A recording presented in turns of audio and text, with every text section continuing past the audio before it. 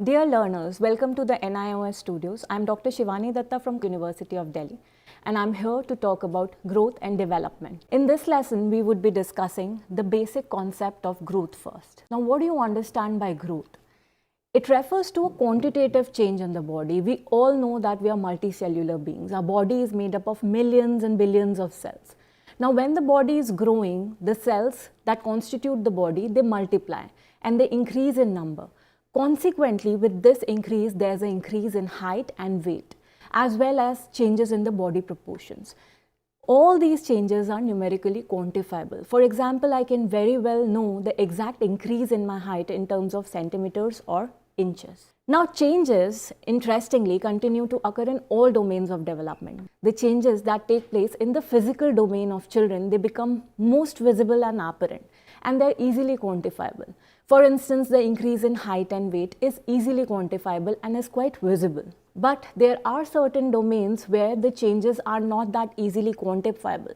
For instance, it is very difficult for us to quantify changes in language development. Now, how do I quantify it? I can't be talking in terms of the increase in the number of words that the child is uttering.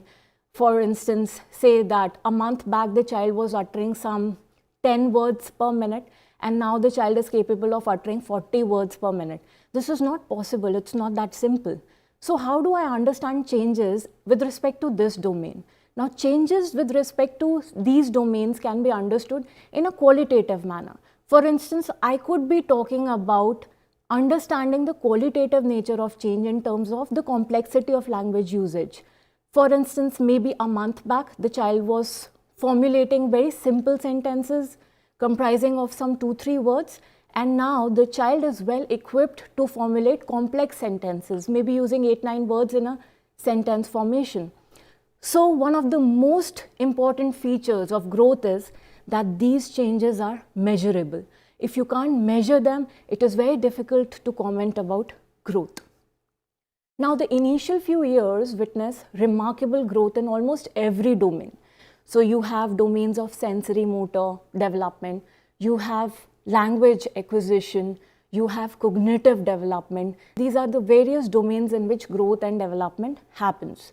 Now, you will be surprised to know that between birth and first year of life, a well-nourished child can undergo almost 50% increase in height, and a newborn actually doubles his or her birth weight by 6 months of age and triples it by the time the newborn completes first year of life.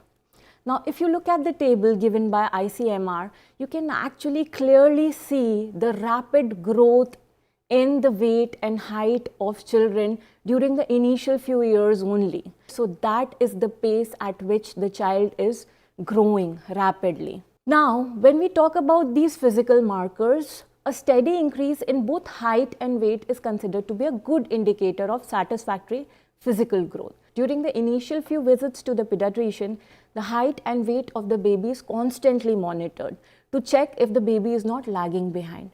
Other than these markers of height and weight, another important feature that needs to be kept in mind is the changes in the body proportions.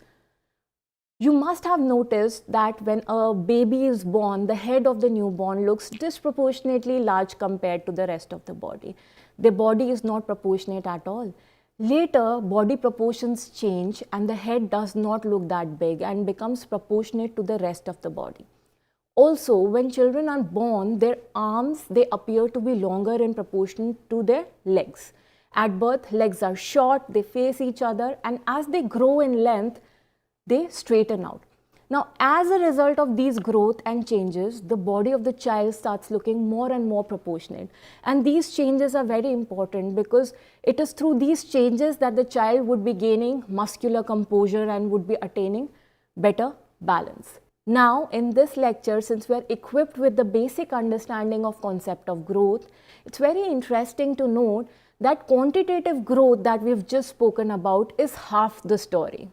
It does not occur in isolation. Rather, there's a parallel spurt of development also occurring, something that we would be discussing in subsequent lectures. Thank you.